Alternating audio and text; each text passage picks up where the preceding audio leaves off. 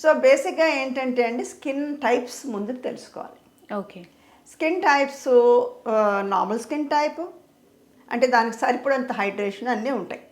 సరిపడంత ఆయిల్, సరిపడంత హైడ్రేషన్ ఉన్నదాన్ని నార్మల్ స్కిన్ టైప్ అంటాం. ఓకే. రెండోది డ్రై స్కిన్, మూడోది ఆయిలీ స్కిన్. కొంతమంది మిక్స్డ్గా ఉంటుంది. కొన్ని చోట్ల ఆయిలీ ఉంటుంది, కొన్ని చోట్ల డ్రై ఉంటుంది. అట్లా మిక్స్డ్ టైప్ ఆఫ్ స్కిన్స్ కూడా ఉంటాయి అన్నమాట.